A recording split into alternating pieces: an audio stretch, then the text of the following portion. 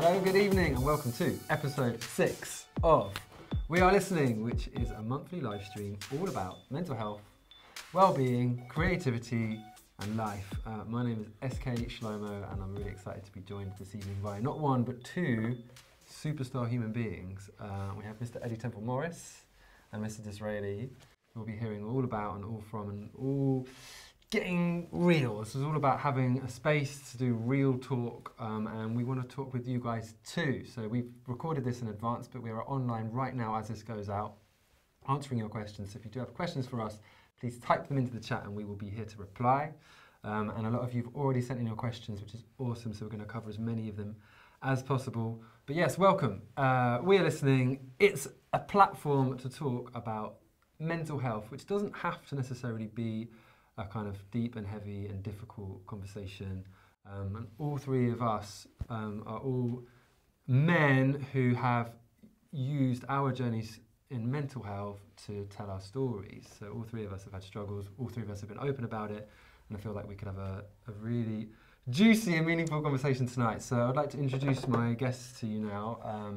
Over here we have Mr. Eddy Temple-Morris. This guy is broadcasting royalty. He's the guy who discovered people like Kasabian, Too Many DJs, Simian Mobile Disco, Plan B, and he's also the Prodigy's tour DJ, which is obviously we're just not worthy of. And he's also a real mental health champion, aren't you? He's the chair of the music board of the male suicide charity Calm, which they're brilliant. We love Calm. Yeah, very proud of that. Thank you. Yeah. And over here we have Mr. Dizraeli. Dizraeli is a rapper and a multi-instrumentalist who has blurred the lines between folk and hip-hop, and also is now a mental health champion. His story is kind of weirdly parallel to mine. Like me, he kind of paused his whirlwind lifestyle to make an album, and then struggled through a breakdown and ended up telling the story of that through a crowdfunding album campaign. That's very similar to myself, so it makes perfect sense for us to all sit here and have a chat. So yes, I give you Dizraeli and Eddy Temple-Morris. Nice to meet you, man. Yeah. It's nice to meet you too. Yeah. After rubbing shoulders at Secret Garden Party for years. Yeah, how are you guys doing? You okay? Yeah, good man. Damp under the collar. It's cold out there. Yeah. Winter's come along to challenge us. Welcome to autumnal London. Yeah. It's a hard, for mental health, it's a hard time of year, you know, as the light diminishes and, you know, the weather gets bad and the gorgeousness of summer feels so far away, and we feel very far away from the sun, and we're not getting any vitamin D, is it? Yeah. You know, it's a hard time. You know, we get closer and closer to Christmas and to January, what I call the abattoir January. You know, just so many people, you know, in terms of suicide, so many people go down in January. It's a real, you know, Christmas is a real depressing time for so many people. But like you said, let's not get heavy. Let's focus on the positive. It's a joy, you know, it's a joyful time for so many people. Yeah, I mean, we can get heavy. There's no reason not to get heavy, but like, I kind of feel what you're saying. You kind of hold on for Christmas, and then after that, you've got like January, February, and it just feels so long. Like there's such a long way to go to get back to spring. But like, ideally, you can embrace every moment as it comes when you're in a good place, and you can be mindful, and you can say, today is today, right? Yeah. Well, I'm going to pick you up on one thing that you said, which is hold on for Christmas. Yeah. That is true for most people, but for the last 5 years, for me, I'm one of those in the minority for whom Christmas is just has been a nightmare. I haven't been home since 2013 for Christmas. I spend it alone or with, you know, someone with, you know, I don't spend it with my family, and that was because of my torturous relationship with my father, and he died earlier this year. So for Christmas for me is like this is going to be great. I've got my family back. You know, I can go home. I'm going to be able to have Christmas lunch and not be called a failure and a disappointment, which happens every Christmas, and not, you know, leave the dinner table, the lunch table in tears, which is the normal is the normal thing that happens on that day. That sounds so hard, man. Like to be brought down by your own family every Christmas. Yeah, well, not family, just father. But yeah, it's horrible. You know, I as a parent myself. Have you got any kids? I haven't. You haven't. But you have, haven't you? You know, I feel as though it's a role. It's our job to big them up, to like make them feel good about themselves, Championing to support them, you know, in whatever they want to do, you know. And I unfortunately had a father who would sort of actively undermine whatever I did. And I can relate to that. Like, and I have heard this story quite a few times when since I was open about my mental health, a lot of people want to talk to me about what they've been through, and you do hear a lot of like parents who compete with you or who like put you down. Or I mean, I don't really want to go into my own story on that side, but I can definitely relate to what you're saying. And in fact, it takes a lot of guts to even be able to say that. I guess your dad's not around, so that's kind of easier. I've always been, you know, open and about this particular subject. Wow. So it wasn't like, oh, he's dead now. I can talk about it. I've always been, you know, if anyone asks me, I tell them. But it's. And had he heard that you were that open about your relationship with him being difficult? Well, he would never have interfaced with anything that I've ever done. You know, he'd never seen my band play or any of my bands play. He'd never seen me DJ. Never listened to any of my radio shows. He didn't even know that I was involved in a mental health charity until I think my sister told him. Wow. But this is someone who, you know, just would, you know, call me ignorant, stupid, an idiot. Someone who your profession, your job should be a hobby, not a profession. All that sort of stuff. My whole adult life. And where was that coming from? What was his dad saying to him? I guess I don't know. I feel as though probably he had quite a he was in a quite sort of narcissistic space, and he was, I think, one of the ultimate narcissisms is to try to mold your children exactly like you, and to not let them be them, and to make them into you, to have a mini me, you know. And I think that's what was subconsciously motivating it. As to what his father, I think his father was fairly authoritarian and really wanted him to follow in his footsteps. So, you know, my dad had exactly the same job as his dad, and so he wanted me to have exactly the same job as him. And when I expressed zero interest in it, he really took that as a personal insult, I guess. And so I'm guessing your dad's he's not a broadcaster or a DJ. Oh God, no! He's was a politician. I see. He was a politician. He was an MP. Wow, a completely intolerant MP. Who saw that coming? Actually, no. I would never slight him as an MP. He was a great MP. He was fantastic. He listened to strangers. He never listened to me, but he was great at listening to other people and helping them. And he was a force of nature. He was amazing. He was one of the people who took us into Europe. I mean, there's some. I think on Radio 4 there was a really interesting thing happening about what was happening when we were going into Europe, and all the fraction of the country was divided, and everyone was voting about it, and all that sort of stuff. And it was a kind of a mirror echo of what's happening now. And he was one of the people who took us in. And it's interesting how people can simultaneously be. He sounds like at work he was an awesome guy. Like, yeah, kind of simultaneously be awesome in one of your hats, and then as your father, just not awesome. I think we're just experts at that as human beings, aren't we? Maybe especially as men as well, I'm not sure.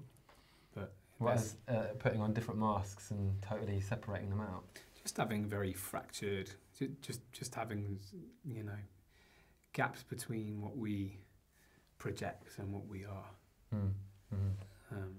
which is a very unhealthy sort of mode to exist in. But I think, especially because traditionally for men, I suppose, was just like the ultimate, the public domain. There's no more public domain than being an MP. But the public domain was the domain of male supremacy and male achievement. And the domestic domain was just not sort of focused on or cherished at all in terms of its relation to the male identity, right? So there's loads of men who now have to be brilliant career professionals, but they're absolutely useless at being fathers. Or absolutely, yeah, I can vouch for that. Absolutely. Or in touch with their emotions, or other things that us men kind of get stereotyped to not being able to do. And have you noticed? But it's mad that they might be in touch with their emotions or an excellent listener in a work context, right? But when it applies to their own family or whatever. And it's kind of like an extension of just an absence of self-knowledge, I think, right? because I think your relationship with your nearest is, and it's kind of like your relationship with yourself, really. And I feel like if you lack self-knowledge, then you'll probably lack awareness of how it is you are to your, the effect you have on your nearest people.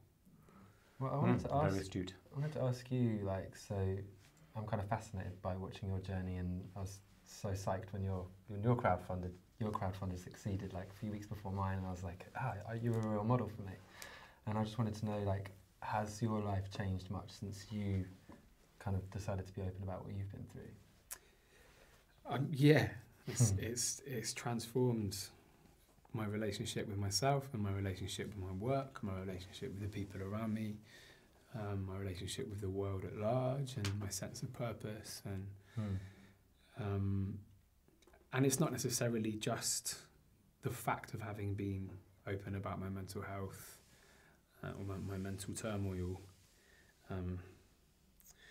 It's not just the fact of being open and honest, although I feel like once you do start speaking yourself truthfully, it's quite addictive. It will tend to lead to more closing that gap between your internal and external sort of selves, your visible and invisible selves. Right. And it just feels such a release to be yourself in the environment of the world and around people. It was like a sort of second coming out for me, because I came out as bisexual a few years ago, and that for me just felt like such a giant release of toxins and poisons and self-loathing when I first came out. It was literally just like opening a barn door in my chest, and all the bats came flying out, and I just felt like able to be in a way that I never had before. And then again, being like, I can actually communicate that I feel feeble sometimes and in need of help, and that I get to a point where I can't cope, and I don't understand what's going on for me, and I can say that, and that was like a second coming out for me. And in both coming outs, one of the sort of main things I realised was that when you start to speak truthfully, you find allies. And that was definitely true. When I came out as bi, it was like all these people who I thought would hate me, like including my dad, were fine. And some people that I thought would be fine were very problematic about it. And then with mental health stuff, the kind of same thing, like, same here as well. Just really unexpected. People weren't supportive, and I only got one trolling, so pretty well. Wow, that's good. I read about that trolling today, man. That's pretty deep. Yeah. Oh man, that trolling really took me out, but I got up so much quicker. It took me right back to when I was, fantasizing about suicide, but I got back out of it so much quicker because it was post my coming out. So I had people messaging me every day, just checking in, and I was just nowhere I could hide. I wouldn't have wanted to. So I was able to get up much quicker by I was able to just say, you know what, troll me. Like, I really believe in this, so I'm going to stand up, and it's going to make me stronger. But we're both relative newbies about, being open about our journeys compared to Eddie. It was a while back that you first kind of opened up about your depression, wasn't it? I privately opened up to whoever would ask me, but I was basically really happy-go-lucky until 2013. So relatively recent. I mean, quite recently, and that's when I went. That's when I went into a tailspin and ended up sleeping 8 to 12 hours a week through a large portion of that year. And when you're awake, with no drugs involved, this is just pure stress and anxiety and depression. And when you're regularly awake for 3 days, 4 days, literally awake for all of that time, things start moving, and you think you're going mad. You really do think you're going mad. And so I opened up, I guess, publicly about it on Pip's podcast on distraction pieces, when the legend that is Scroobius Pip asked me to be guest number, whatever it was, 30 and 32 or something. I was flabbergasted when he asked me, because I looked at his guest list. Yeah, right. And I thought, even the people that I've never heard of, I'd look up like a name. I'd look up, I don't know, Paddy Considine. I don't know. It rings a bell. I don't know who he is. I look him up. He's like 1 million followers or something. Even the ones that I hadn't heard of were like so much more famous than me, and have so much more of a platform, and so much more kind of amplification and all that stuff. And I just thought, God, why is he even bothering to talk to me? I'm very that's proud. A reflection of something in itself. Right, exactly. That will boil back to my father. That's my feeling worthless. I know what's going on there. Sure. But I was the first person in that podcast to open up. Right. And Pip's great at pulling stuff out of you, and we've known each other a long time, and he knows about my work with Calm, and so he knew that I was just like a gun wanting to go off, and he opened the gates and let the water come flooding out, and it really did. And I was very proud to see that podcast was going toe to toe with a lot of those really famous ones, the Russell Brands and stuff like that. Just because I think, to this day I get people messaging me, just going, "I've just heard your distraction pieces. Thank you so much for opening up." And now that I know I'm not alone. That comes up again and again and again. People go, "You must get it. You must get it." Like people Time go, after "Yeah, time, like, I'm not alone." Like it's so important for. I talked about amplification, and about these people. It wasn't so much insecurity. It's just like I really believe that if you're in a position where you can talk to lots of people, you really should be open and honest about this kind of thing and have this conversation about mental health, because you can reach so many people and let so many people know that they're not alone, and that will have an effect. When there's 12 men killing themselves every single day, one every 2 hours, why would we do this podcast? Some poor guy will kill himself, and us talking about it might stop that person from doing it. And I just think it's so important to do this. Definitely. How have you found it? One of the things that's really struck me has been how much of a support it's been to me, having been public with quite a public platform. One of the things it's done for me is massively reassure me that I'm not alone as well. Yeah. Because every day I'm reminded that there's someone out there who's struggling a lot harder than I ever have. Mm-hmm. Do you ever find it's been like a real service to myself as much. Yeah. Do you know what I mean? It goes both ways. It's such a. Did you ever find that when you get those stories of people who are struggling worse than you, then if you're also having a hard day, then sometimes I get this where I'm like, oh man, I'm making mine sound so much worse than they are, and then you start like doubting your own story, and that can be really horrible as well. There's been several times when I've wanted to just withdraw this whole project,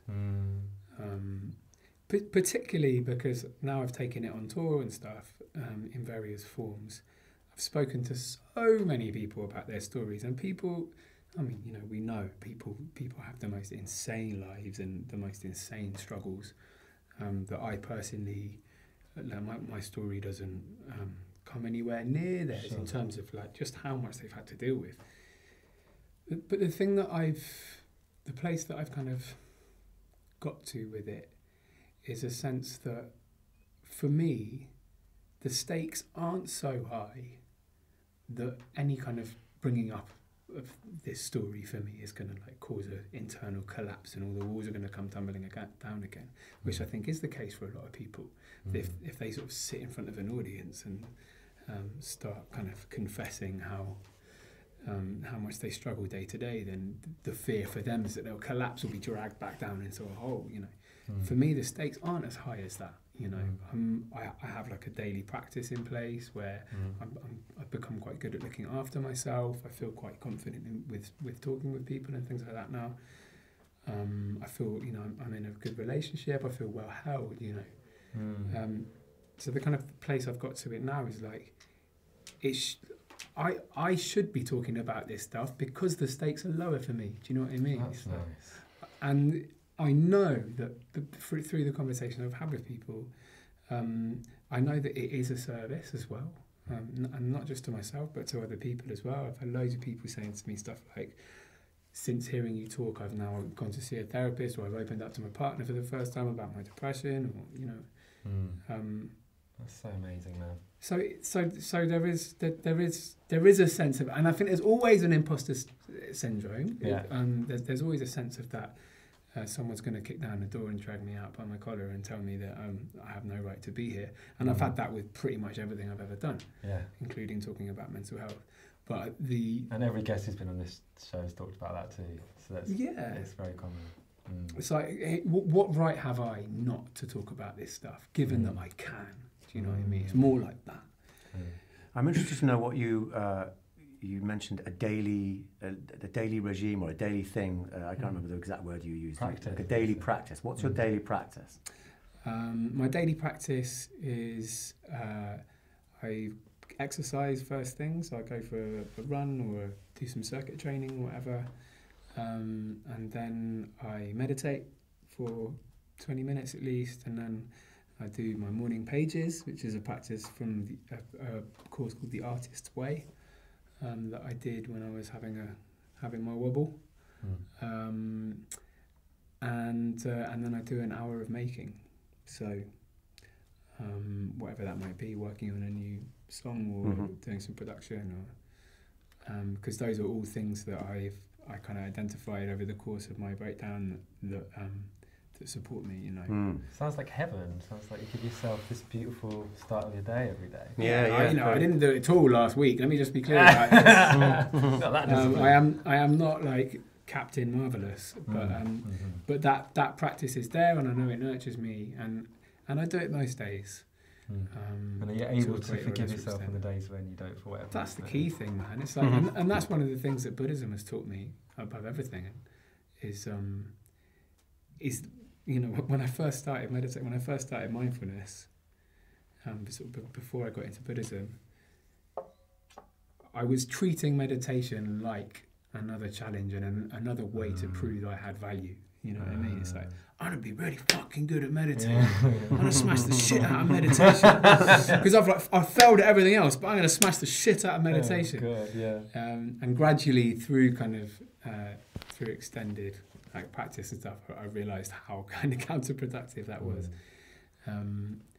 So letting go of control, letting go of like the idea of success is... Guys, if you just tuned in, you are watching Dizraeli, Eddy Temple-Morris, and myself, SK Shlomo, on episode 5 of We Are Listening. So we're live right now. If you guys have questions for us... Isn't it episode 6? Episode 6. Yeah, he did say 6 at the beginning. Well listening. He spotted the deliberate mistake. Episode 6 of We're Listening. If you have any questions for us, then please type them out right now in the chat window, because we're here, we're online right now. Like, we have filmed this in advance, but as you're watching it, we're live. And we can talk to you. So if you've got questions for these two esteemed gentlemen or for myself, please do fire away. I've actually got some questions here from people who submitted them in advance, which some of them are really lovely. Let's look at this one from Twitter. Miss Satin Beige says, what do you think about the romanticized stereotype of the tortured artist? What do you think about that, guys? What do I think of that? I absolutely believe that it is there's two ways of looking at it. We know that artists they deal in the emotional realm. They do stuff, whether it's art or sculpture or music or poetry or whatever, that you need to be emotional to do it, and you're eliciting an emotional response. We know that they are artists are thinkers and often have time to reflect a lot, and therefore are high risk, in terms of suicide. What I know about, artists are high risk in terms of suicide. But the other side of the picture is that it's not the be-all and end-all. We saw this fascinating, somebody, whether it was the government or us, I can't remember, commissioned I think it was the government, commissioned a profession of suicide, like a look at how, like suicide versus profession. And it was absolutely fascinating. You know, there was us thinking, oh, it's all going to be artists and musicians and comedians that come out top. You know, yeah, we are high risk, but no, we were nowhere near the top. The top profession in terms of men that commit suicide is low-skilled building workers. So, you know, low level, like not your top class, top flight chippy and sparky, but your low level like hard carrier and building site worker. And, you know, they're dropping like flies. And that was really, really interesting. And was there like a kind of interrogation of why it should be people in those positions that would be more likely to take their lives? No. See, now we're going into the realms of conjecture. You just now we have to, unfortunately, stereotype and look at, okay, well, so what kind of a person would be working as a low-level building site worker? And you think, well, you know, in London, in this country, it would be probably, you know, like a young Irish guy maybe, and they might come from a Catholic background and not talked about their feelings. They've come from a family maybe that hasn't, you know, that kind of thing would be looked down on or certainly considered to be very weird, talking about your feelings and stuff like that. And so, you know, they would have a real pressure to not engage with that kind of thing. And when shit goes tits up, you as we know, you've got to engage with it. You know, and if you don't talk, then you're in real trouble. You're in real trouble. And do you think that, like, being an artist kind of comes, like, that those feelings kind of come with the territory to a certain extent? Do you know what I mean? Absolutely, absolutely. You look at the best art that you can think of. You know, look at the Pietà. Look at by Michelangelo, the Sistine Chapel ceiling. Look at any canvas that Caravaggio's ever touched. These people were not in a good place. There's so much actually, pain in all of both of those guys actually, you know, imagine you were talking about your coming out as bisexual. Imagine Caravaggio.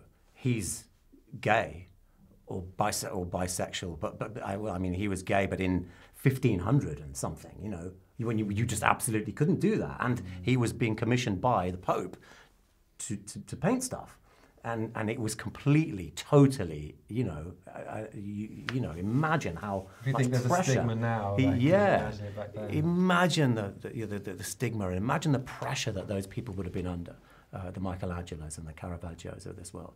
And then, you know, fast forward to a Radiohead record or whatever. I mean, you know, these great art comes from a bad place. Like a song about splitting up is always going to be more interesting to me than a song about falling in love. You know, just personally, I am attracted to darkness in music, in production, in film, in literature. You know, I'm drawn to the split up, not the makeup. That's why you to play the my songs heartbreak. on the radio. Well, you know, I just feel as though, and you know, if I talk about my own journey within that, I produce with a band called Losers, who are based in Berlin, and I've been in bands all my life, you know, since I was 18 years old, and I never wrote good lyrics until I wanted to kill myself. And then suddenly, the boys were like, shit, Eddie, your lyrics are off the chart. What the hell's going on? Like, we're going to have to up our game. This is amazing. I turned a negative into a positive. I was in a place where I just wanted to die every day, and I wrote about it. And those are the only, if I'm honest, those are the only good lyrics I've ever written. You know, I've been writing stuff since I was 17, 18. I've been writing kind of songs and song lyrics and stuff. And the only time I did anything that I thought was any good was in that period, you know, when I was in a really bad place. How about you? You've written your whole life, right? I see you feel like you've been writing something new. I want to sort of reload a little bit and have a look at the idea of the tortured artist as a sort of trope in our culture, because I think that there's a degree of truth in that, in what you say, Eddie. I think that there's in intensity of experience and intensity of feeling, that's when you will feel that kind of divine, like closer to the divine, like fuse, I think, as a creative, and I think probably, I think it's a slightly self-fulfilling thing that as artists, because we feel like good art comes from struggle, and there has been a lot of good art that comes from struggle, as you say, because we feel like good art comes from struggle and it's expected that good art will come from struggle, we look to struggle as almost a source for ourselves. And I've had loads of friends who have lived very destructive lives and have take absolutely no care of themselves at all. And I think it's partly, well, I know it's partly because they're feeding into that, because they've bought into that, rather, that trope of the kind of the tortured, drunken, troubled artist. And there's loads of stuff to unpack about that. It's partly to do with the idea that the artistic mind is the other end of the spectrum from the rational mind, and the bourgeois regularity is never going to produce like intense good art. So we have to be closer to the madman than to the scientist or whatever. Yeah. But I do think that can be a very, very damaging myth. And one thing I've also found in my own sort of journey the last couple of years, especially through like really looking at my relationship with my creative life, because it was one of the things that really did me over, was my relationship with the idea of myself as an artist, right? It's like the idea of myself as a performer, the idea of myself as an artist. So I really looked a lot at my relationship with that. And that's one of the things I realised, was that I thought I have to struggle in order to make. If I'm not struggling, then I'm not making. And if I'm not in pain while I'm making, then what I'm making is no good, you know. And it was partly a judgment that was informed by, I think, like that trope I was talking about. There's another way of looking at it, which is that we are walking acts of creation. We are made of like the desire to reproduce and grow and branch out and expand. And I feel like there's an intensity of life, an intensity of feeling that can be accessed that isn't through struggle. And it probably isn't through like bourgeois regularity either. Do you know what I mean? It's probably, you're probably not going to write your best work just by sitting in a swivel chair and doing spreadsheets or whatever. There's like an intensity of experience that has to be like attained, I think. I think some people have more like access to that than others. Like you say, like people have a tendency to be sensitive or whatever. Like I've been an absolute wilting violet since I was tiny. Like the slightest bump and I'd be screaming the street down. So I'm definitely someone that's always like overfelt in inverted commas. But it's been a real revelation to me the last couple of years that and meditation as well has played into it. Just the idea that if you really notice, there are poems all around you, all the time, and there's actually and not just poems about flowers and weeping willows and whatever, but really, really like intense experiential art that is available to us all the time as artists. And it rather than putting yourself through the ringer and making yourself unhappy, which is one way of accessing intense feeling, right? Another way of accessing intense feeling is to notice your experience. And I mean, one of the exercises in mindfulness, the first exercise in mindfulness, is to eat a raisin. You pick the raisin up and you place it in your hand and you feel the weight of the raisin and you notice the contours of the flesh of the raisin, and you turn it and see the colour and the light, and then eventually you put it to your tongue and you feel the taste of the raisin. And it's one of the most intense experiences I've ever had, and I've had some pretty intense experiences. I'm not going to lie, I have sought intense experiences, but eating this raisin was one of the most like powerful sensory experiences I've ever had, and it was purely just because I was noticing what fucking raisin tasted like. That's amazing. So I don't know. It's something I'm pursuing at the moment, and like, is there a way to have that intensity and to express that intensity that isn't about driving yourself to the edge of despair, or finding yourself on the edge of despair? Yeah, being driven. I mean, because you're talking about people sort of seek it or lock into it or whatever. That seems really bankrupt to me. Like it's. you wouldn't, like, how can you just flick a switch and go, I'm going to be sad? It's something that you feel. No, this is something totally. this is for me an external, this is something that, you know, it comes from without, really, more than, well, I guess of course it can come from within, but I would normally be driven to sadness rather than deciding to be sad. I think what I mean is more about people who feel like they want to make art. Often the people around me who want to make art, and I'm including myself in this, have been very bad at looking after themselves, partly because it's not something that's valued in kind of artistic circles. There's a lot of like very destructive energy around the arts, and I definitely agree. Like, I go to a specialist therapist who specialises in trauma, which is why I ended up with her, but she's also a specialist in performers, because I was referred to her through BAPAM, which is a charity that looks after performers. And she says that a lot of people who are creatives don't want to go to therapy, like they don't want to heal their wounds because they don't want to lose their source. Their muse, yeah. And I had the same feeling when someone recommended mindfulness to me. So like you know, you're clearly struggling. Why don't you try this thing? And I was like, well, I don't want to be all balanced. My lyrics will be shit then. Exactly, man. I don't want to end up a kind of like a Buddha on a lotus flower. I mean, I'm sure it will feel very nice, but I won't be able to make any music anymore. Yeah. So I totally relate to that, man. Yeah. Yeah, but actually, I'm definitely not saying that it's all a choice. Of course not. Yeah, of course, and also I'll rewind as well. I'm absolutely not saying that there aren't songs out there that are about love that aren't great. You know, I mean, you know, I played "All You Need Is Love" by John Lennon on Virgin Radio today, and felt absolutely full of joy. You know, and I would never take anything away from that. You know? I'm just saying that, you know, personally, I'm kind of more attracted to you know, more of a tomorrow never knows man than an all you need is love man. One of the things I find interesting about when I started lightening up a bit from being in a very dark place when I was over the course of making the album, it was a great release of energy for me, right? Because I was in a place where I felt very frozen, and I didn't have much energy for life at all, other than like worry energy.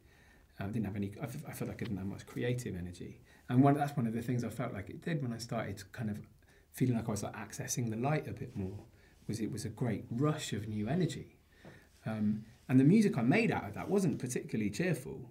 It was like manic, cluttered, like quite insane music, but it was from a place of light. And I think that probably some very intensely dark music has been made from a place of kind of optimism in a way, and I'm definitely drawn to dark music, you know. I guess a lot of it all just comes back to balance, doesn't it? You can't, if you're in a completely dark place, there's no way you're going to be able to tell that story.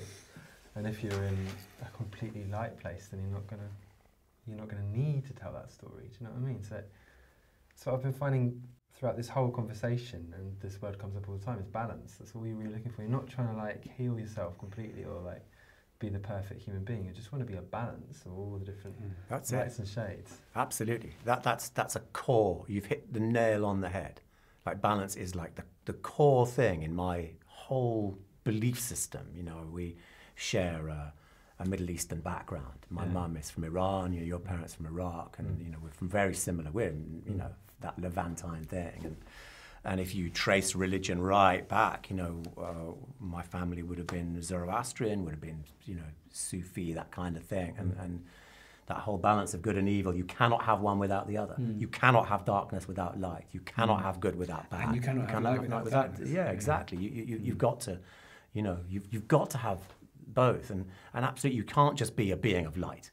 You can't just be, you know, an entirely positive person. You can't be an entirely happy person. You know, if people are just chasing this like rainbow of like, I just need to be happy all the time, I want to be happy all the time. No, you're absolutely fucked from word go, because what you're seeking actually, and you might not know it, is balance, is equilibrium. You've got to have both of your hands full. You know, you've got to have both of those sides of the scale. Still the hardest weighted. thing, though. I find that I know the theory of that, and I know, you know, that's what I'm striving for. And some days I'm really disciplined, and I do all that self-care, and I do all that stuff that I know works. And other times I just can't. I just won't. I don't know what it is, but that isn't gonna happen today, mate. I'm gonna drive towards something really, really hard and fast, and I'm gonna be worried about it, and I'm gonna be anxious about it, and that's just who I am today. Do you know what I mean? Or maybe the fact that I can accept that is also being balanced.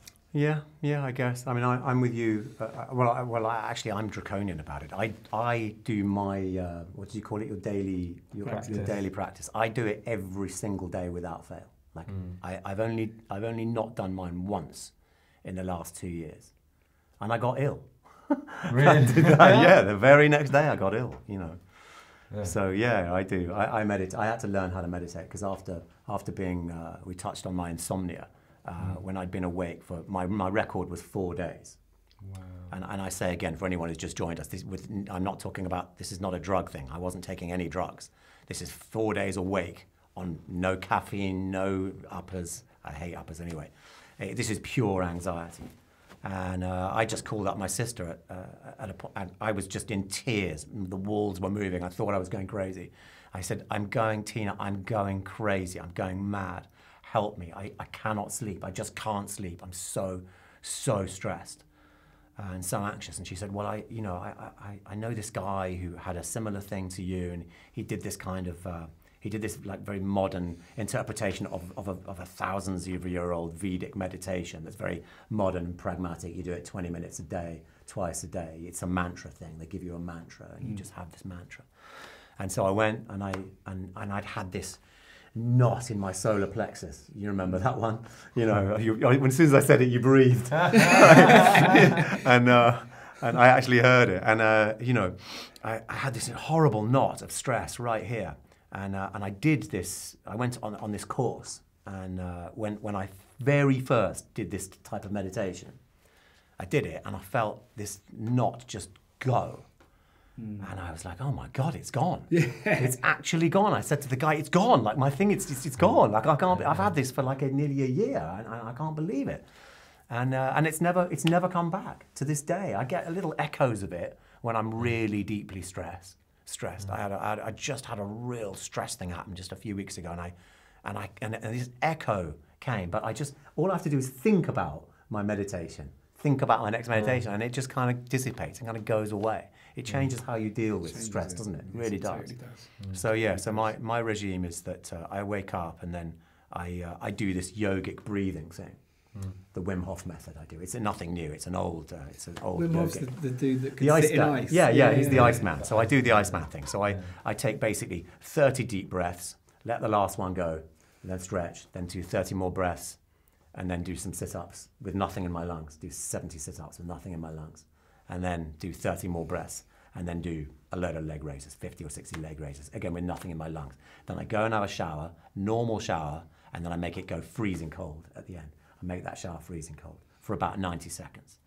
And then when you have a hot shower, it makes you feel soporific. But when you have a cold shower, it makes you ready, to deal with anything. And then I can't be that guy that just wants to I'm up for everything. I want to face the day. I've got a measurable spike of dopamine in my blood. Exactly. Right. Huge spike of dopamine. And so that's my thing, and I do it every day. And it's great for your mental health, because when you mentioned, you do exercise, that's a great dopamine release. But this controlled hyperventilation is a huge amount of dopamine and epinephrine, which is something you don't get with exercise. This is a big shot of adrenaline. It's like an EpiPen, a couple of EpiPens going into my thighs every day. So that makes me feel that makes you want to get on with the day and makes you think positive. It does make you feel superhuman, and more to the point, you cannot be depressed. If you've got just the dopamine surging around your bloodstream, you try and be depressed with dopamine going around. It's impossible. You can't. It was something was striking me when you were talking just then. I was remembering sort of where I was at this time last year, and I'd been teetotal for like 3 or 4 months by that time, and was definitely not missing any days. You know what I mean?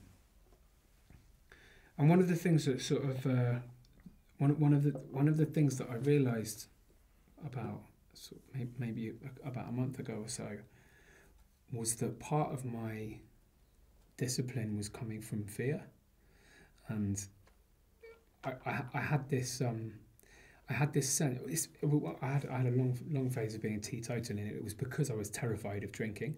I knew that if I drank, then it would send me into a bit of a wobble, and I'd kind of take a step back towards the darkness kind of thing. And I don't know. Maybe it doesn't matter. But I know for me that my practice is partly driven by a fear of going back there. Mm.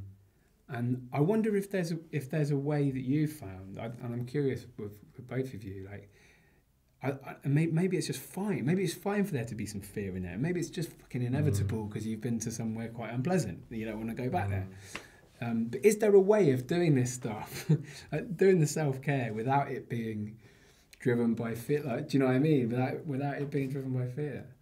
Some days I can do that, but I mean, I for the same reason I've been completely clean and sober for 10 years now, and it is definitely driven by fear. Like, I'm terrified.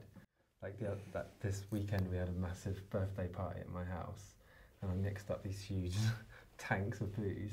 And I had a little taste, and I was just like, oh my god, I just want to drink that entire tank, and I just had to like put the thing down and just leave the room because it was a fear response, because I was like, if I do that, I will be back where I was 10 years ago, and I will be off the rails, and my life will be out of control, and I will lose everything that I have and love, which is obviously an exaggeration. But like, I completely relate to what you're saying. Yeah. And like, I definitely feel like a lot of my self-care is motivated by fear. Maybe that's all right. I don't know. I've got this idea that it's not very good. That I should be motivated by something better, like more healthy than that. Yeah, then that's like, well, I'm not good enough because I'm motivated by fear. Yeah. Fear would be a little part of it, and if you're aware of it and owning it, then I don't think there would be any problem with that. But part of it would surely be like, I guess you've made me think about it now, and think, well, maybe part of my motivation is fear, and I'm thinking actually that my fear is the fear of getting ill and missing work and that kind of thing. You know, I do a daily radio show now. I've got a pressure to sort of deliver, and the show must go on. So I have a fear of that, but my motivation is much stronger than that negative one, which is that it makes me feel so good. Yeah. It's like. I mean, I'm not being flippant when I say this, although it sounds like I am. It's like Keith Richards comes round to my house and gives me a line of his personal cocaine, and I'm speaking as someone who doesn't like cocaine and doesn't do cocaine. But chemically, that's what's happening. I'm basically getting this huge rush. And what's not to love about Keith Richards' cocaine? You know, that is I'm sure anyone would say that's a great feeling, and that's the feeling that I'm getting. And so. You know, I feel as though I'm getting sort of addicted to something that's really good for positive. You. Yeah, exactly. You can have that chemical rush, but without talking bollocks for hours and turning into an arsehole. Remind me of the name of the other chemical that's not dopamine again. Epinephrine. I want some of that. Epinephrine. That's adrenaline. Episode 6 of We're Listening. We're talking about so many fascinating things. We're talking about addiction. We're talking about self-care, we're talking about fears and creativity. It's really lovely to chat to you guys. And I know you guys are asking questions online. Please keep doing that in the chat, and I've got a few here that were sent in advance. Let's have a look at one off of Facebook. This one was for Eddie from James Jordan, who asks, which are the pieces of music, which are tracks, albums or whatever, that he has relied on to get him through the toughest times? The music that really spoke to you. Oh boy, well, we're both going to have problems with this. There's so many answers to this question, but thank you for the question. That's lovely. Gosh, he's talking about torch songs. Calm, the campaign against living miserably, the male mental health and suicide charity that I've worked with for the past 10, 11 years. Had this recent drive called Torch Songs, and it's songs that like, you know, that light up, that give you a light, like that you can follow the light out of the darkness, you know, and that everyone has a torch song. And so it'd be nice to go around the table and find out what your torch song is. But so to answer this question, it'd be hard to pick one song, but there is one album that just every single time can just make me feel positive, no matter what the situation is, no matter how bummed out I am. And it's The Night Fly by Donald Fagen. my desert island band is Steely Dan. I can't think of any music that's more rich and dense, and I can get lost in the arrangement, the production, the playing. There's so many different levels, the mastering, everything about the fact that it's all recorded with 0 EQ to 2-inch tape. You can get really spotty about this shit. It's absolutely amazing. So I can get lost in Steely Dan, but if I was feeling really down, Steely Dan would not be a very good thing to listen to because the lyrics are so bitter, so sardonic, and it's just about addiction and dysfunction and the cracked mask of a faded supermodel, what's behind that and all that. It's all of that. So Donald Fagen's album is like this, has got this incredibly positive vibe that really chimes with me because I feel as though I am an incredibly positive person. The glass is always half full for me. And it's Donald kind of stepping into his childhood, which was in sort of post-war 50s, where I guess the economy in America was doing really well and the space race was just building up. And you had this, the flip side of it was the Cold War that was happening, but there was this big optimism and they all thought that they were going to be wearing spandex jackets and being on this big wheel in the sky, and they were going to be colonizing Mars and colonizing the moon, and all this fantastic optimism was happening, and it kind of reflects that. And so, from beginning to end, it's 8 tracks on that record, and from beginning to end, it is just absolutely super positive and lifts me out of any mire. So was it James? Thank you for that. How about you, Ron? What would you say has got you through the dark times? When I'm in the dark moment, I can't listen to music, man. Oh, that's painful. Huh?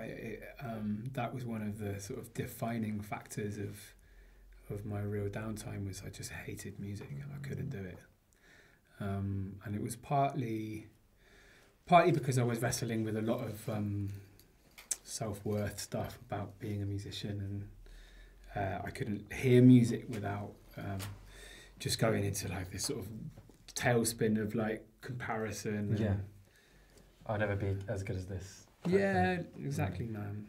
A lot of jealousy, a lot of bitterness. Yeah, I had.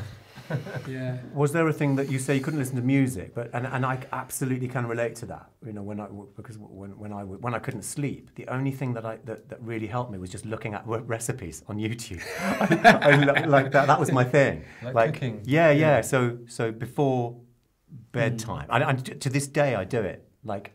So before I go to sleep, even though I'm sleeping great and I feel really good, before I go to sleep, it's almost because when I snapped out of my when I got out of my depression, it wasn't a snap, when I got out of it, when I started meditating and started taking control of my life and stuff, the way that I would get to sleep, because my mind was so tortured, was to look at recipes. And I would look at like a 5-minute recipe of, I don't know, a Palestinian making hummus, or a Spanish person making a paella, or a Japanese person making a sushi, or Korean, whatever. And I would watch them do it, and then in my mind, I would switch off my phone, and then I would, in my mind, make the thing. I would do it in real time, because all those things on YouTube, they're edited, and in 5 minutes you're basically getting like a half-an-hour thing. Because it takes about half an hour to make almost anything, Yeah.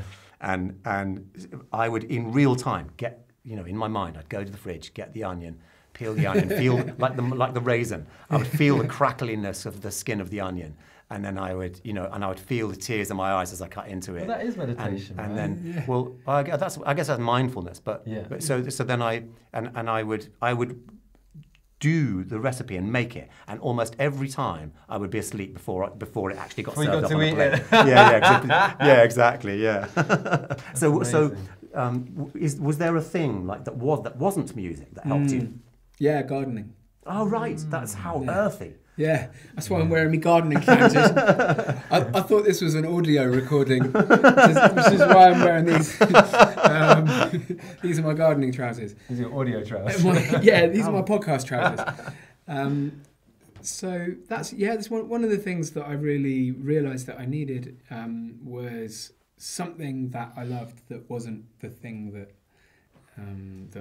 I'd kind of devoted my life to proving myself in. Gardening's beautiful, man. It's so paternal and maternal. You're having little children. You're having children. You're in charge of these living things. And do you know what it was as well? It's something I'm rubbish at. And I just like, there's an organic garden at the Castle Climbing Centre in Stoke Newington, which is near where I live. And I've been going there for 2 years now. And I still haven't got a fucking clue how to garden. But one of the things I really enjoyed about it was that I could go there, and my friend Farouk, who is an excellent gardener, knows exactly what he's doing, can just give me a task, and it's harvesting lettuces, or moving wood chip from that big pile over there to the bed over there, and I can do something without any kind of possibility of mastery. And that was really good for me in the end. It's physical, and you're achieving something. And there's that connection with the soil and the earth around you, which is good for perspective, isn't it? Because the earthworm really doesn't get that stressed out, I imagine. Well, you are literally earth. That's why as soon as you said it, I went, that's so earthy. And what I kind of meant by that was like, it's, you're earth. All of this electricity, if you think of the stress and the anxiousness as, your synapses are kind of fizzing with electricity. Being near the earth or on the earth is really, really, really good. That's grounding. It is absolutely grounding. It's a beautiful thing about gardening. Again, that's something I'm terrible at, but I really relate to it. Yeah. It's really good. I think especially if you're someone that's devoted your life to kind of excelling at a thing, and in my case it was in quite a narrow way. I was just like every single second of every day available to me was devoted to the music and words thing. Just doing something that there's no chance of excelling at. I'll have to dedicate months and months of my life to learning any kind of serviceable gardening skills, and I'm not going to do that. I'm just going to go every Thursday morning to the organic garden, be incompetent, and just be shit at gardening. You've just reminded me. I'm going to make a confession, which is that I absolutely love, even though I know nothing about it and I don't understand half of what they're talking about, Gardener's Question Time on Radio 4. It's such a great show. I like when I'm coming back from a gig or whatever, and I'll be in a car, and then when it comes, I never actively listen to it, but when it comes on, I'm like, oh yes, it's like double Dutch what they're talking about. But how do my hydrangeas this, whatever. I've got no idea what you're talking about, but they're all talking with such passion and such authority, and the guys who are invariably the panel are so knowledgeable, and it's very sexy. It's very this incredible knowledge. I love it when people are real experts in stuff, and I don't know, they seem to be when they real really care experts. about it as well. Yeah. Like Antiques Roadshow would be another one. These experts that are so into their stuff. They know like their I knew shit. nothing. I now know a lot more about antiques just from watching that show. But you know what I mean? Like you don't know anything about it, but you're kind of really engaged by it and attracted to it. Yeah. Absolutely. Well, let's see if we can get another couple of questions in. There's some here from Chris Sort on Facebook. He sent in a few actually, so I'm going to choose one, which actually this one's interesting for me. And this one was aimed at you, Dizraeli. How does social media fit into your writing life, if at all? How does it influence your mental health? Two questions there, really. How does it fit into my writing life afterwards? Good. Well, that sounds healthy. In an ideal world. How does it affect my mental health? Very negatively in general. I have, when I was, I still haven't found a good way to talk about it. When I was having a wobble, when I was depressed, or I don't know how to say it anyway. I never had a medical diagnosis, so I can't say that. When I was struggling, maybe. When I was struggling, When I was struggling. When I was struggling, I had a really, really bad relationship with social media. For me, like even listening to a song by Steely Dan would have been like a source for like bitterness and self-loathing. And being able to log into social media and seeing people I know and I'm friends with doing better than me was, I hate to say it, but I found really difficult, and not because I wasn't happy for my friends, but because I thought it was just further proof of my total failure at being a human. And that's brave of you to say, man. I found proof of my total failure at being a human pretty much everywhere, but social media was a very intense like magnifier for that for me. So I deleted Facebook, Instagram and Twitter off my phone and didn't look at it for months because I couldn't really. Every time I did. Also, I got trolled a bit as well, like for different reasons, but sometimes someone just takes issue with you and I just couldn't deal with that. And like the slightest comment on YouTube would send me spiralling off. So I was just in a very fragile space, I guess. And then social media was very bad at that time. Where it is now, I definitely have a much healthier relationship with it. I'm a little bit addicted to Instagram. I try not to check likes on things that I've posted because it feeds. I have many motivations for what I do. There are some noble motivations, and there are also some ones which are basically just this weedily little character inside me that's just desperate for everyone to applaud him all the time and tell him that he's brilliant. Yeah. And I find that the likes system on social media really nourishes that little guy. Yeah. And so I try and avoid looking at likes. I don't manage to avoid looking at likes most days, but it's really hard to not look at that. Yeah, exactly. Well, you know, the woman who invented the like button for Facebook has now withdrawn herself from Facebook. She has someone to do it for her. Really? Yeah. It's not good for your brain. It like you say, it taps into that. Yeah. In a I guess it's your inner adolescent, isn't it? It's your angry, needy ego who needs to be validated all of the time. And that to me, like the more direct relationship I have with that little Timothy character in myself, that's his name, Timothy. Yeah. Mine's called Shane. Okay, nice. You got a Shane. Mine's Timothy. Shit, man. That's really funny. Yeah, the more Timothy's around, the less I write, basically. That's just the kind of way it works. So so it's almost like a direct relationship. The more I'm on social media, the less I'm making. How about you? Well, I am developing a TED Talk, which I just found out yesterday is happening, and it's called "How Social Media Saved Me from Suicide." So I'm kind of arguing both points, and like even just saying that sentence out loud is terrifying. But it did, like after I got that trolling, which obviously caused me to be suicidal. It was social media that was there for me. My crowd were with me, even though they were all around the world. And when I was having a difficult time, I had a difficult moment on the way back from your show. So I came on Eddy's show, and we had a whole hour to talk, and we got really deep, and I talked about my trauma and stuff like that. It was the first time I'd done that in the public eye. And then on the way home, I missed the last train home, and I had to get a taxi, and it was like 1:30 in the morning, and I just suddenly felt really scared and small. And one of my people was in America, and he was just like, "Hey man, just checking in, you okay?" If you're watching John, he was there, and then we spoke, and he talked to me the whole way home. And like, I think the social media, if we can use it in an honest way, we can be not just curate a perfect version of our lives. If we can be real and share our truths, it can make the world smaller and safer and more supportive. But that is quite a big ask, because there is such a culture of popularity competition on social media. Do you know what I mean?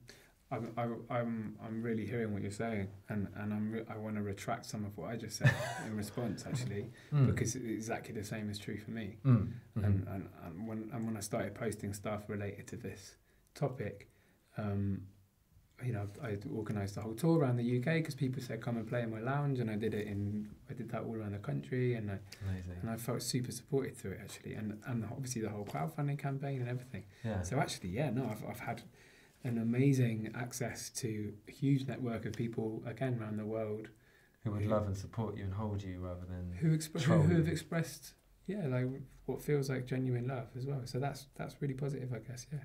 So I retract some of what I said, actually. I think it's just about having a balanced relationship. Yeah, balance. To balance, guys. It absolutely can be positive. Yeah. Really can. I feel as though I have a good relationship with it, and that I use it positively, and I don't feel I don't have that guy. I sort of come from that sort of BBC background of not giving a shit about how many people are watching. You just want to do the best you can. You make the best program that you can. Make the best art that you can. And you know, you don't give a damn who's there. It's not that you don't give a damn about them. You just it's not about the likes and the numbers. It's more about, you know, what you're putting out there. I just try to be positive with it. You know? I try to feed. What I don't do. I mean, I did when it first started. I used to, but for years I've just, especially on Facebook, because Facebook is somebody called it a toxic swamp of negativity. One of my friends who disengaged with it in the same way that you did called it just a toxic swamp. And I just thought, well, it actually is very negative. So I'm going to have this game with myself, which is to always put positive stuff. Always be positive. It's not painting a fake, like I talk about real shit, and I talk about, you know, mental health, probably so much that my Facebook friends get sick of it. But it's always positive. It always comes from a positive place, and it's always trying to feed positivity into the hate cloud that is around at the moment. You know, there is so much negativity around. There's so much.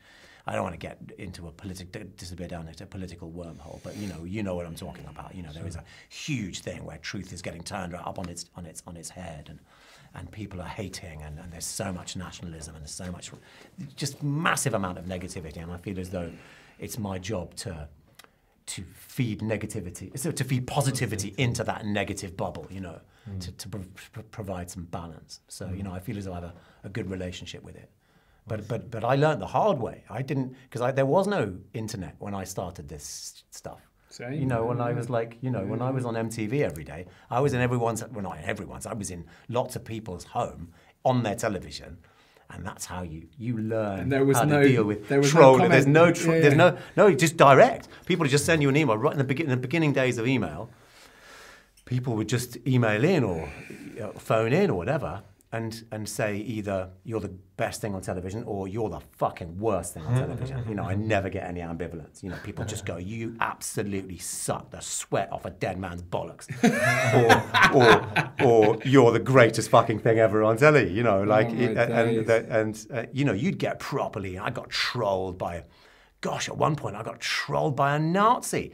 I mean, but this is trolling before trolling was a thing. You know, this is just some fucker who's just watching the television and going, "You're a Jew. I fucking hate you." And I'm going, well, actually, if I was a Jew, I'd be very proud of being a Jew, but I'm not. You know, and you're clearly a fucking Nazi. And I think I might have read out his email or his name and where he was from, and I said anyone who, you know, anyone who happens to be Jewish and passing his house here for his block, you know, feel free to throw it in there. But yeah, that was, you know, that actually, in all seriousness, taught me a real valuable lesson, which is that for everybody who loves you, there is someone who hates you, and but once you're comfortable with that, then I'm sure that's not actually.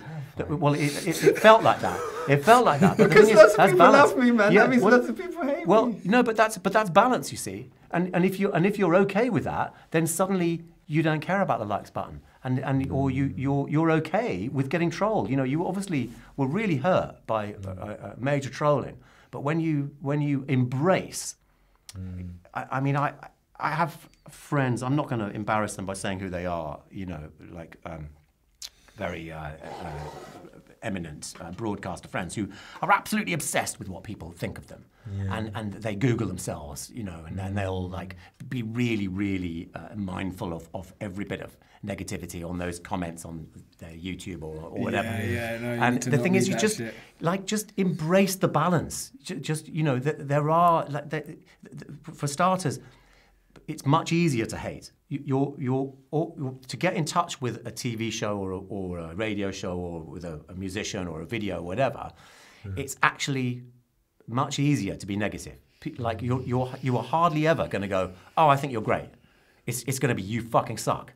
Because that interaction is usually male, especially on YouTube, and it's usually negative because it just kind of feels like that's more of of a thing to do. Like to be negative, like, is much easier than being positive.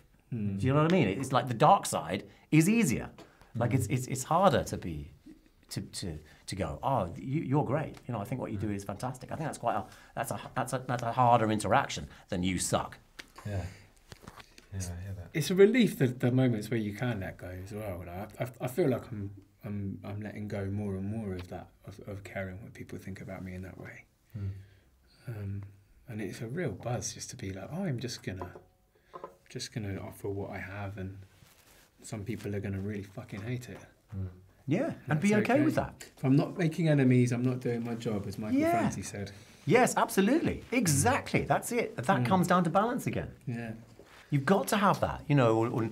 All press is good press, and all that. You know, I had to, like, but back then when I was, on MTV, a melody maker said I was the best thing. I was the best thing on television in 1998, and Select magazine said I was the worst thing on television in 1998. And I on my CV I quoted the Select one. I just went. It was the worst guy. No, hang on. What was it?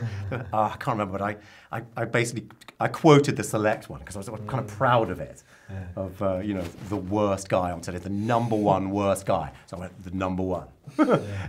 Asterisk. Worst person on television. Well, they say, don't they, you should read your column inches, you should weigh them, and I think that's really nice. Yeah, that's a nice way of looking at it. Guys, we've kind of reached the end of the time we have here today, but it's been really awesome to chat to these two, and thank you everybody who's sent in your questions in advance. I'm sorry we couldn't answer them all, and all the people who've been online with us.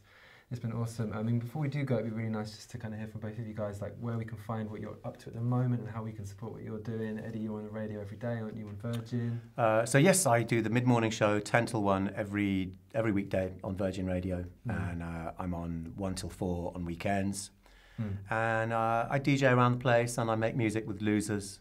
And this is band. It doesn't just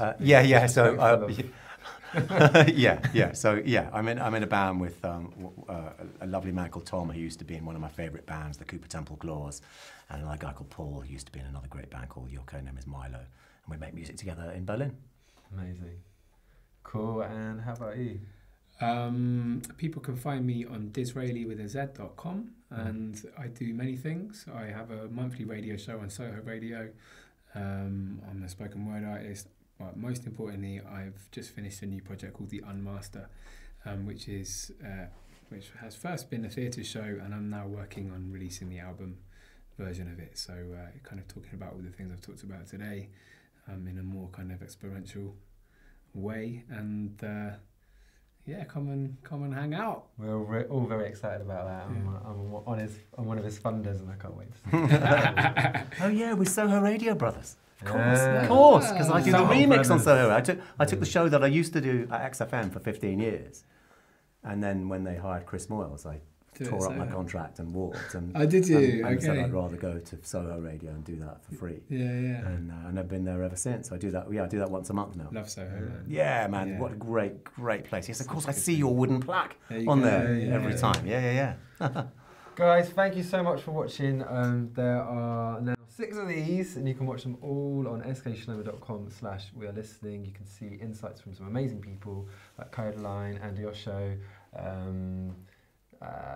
Bill Bailey, Jason Mraz. There's loads of them now, and we've got them coming every month throughout the rest of this next few months, which I'm really, really excited about. So thank you so much for being part of this. And remember, use the hashtag #WeAreListening. Talk to your friends, talk to your family.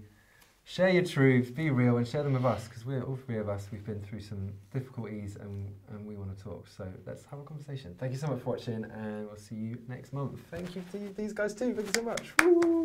Lovely to meet you, man. Lovely to meet you too. All right.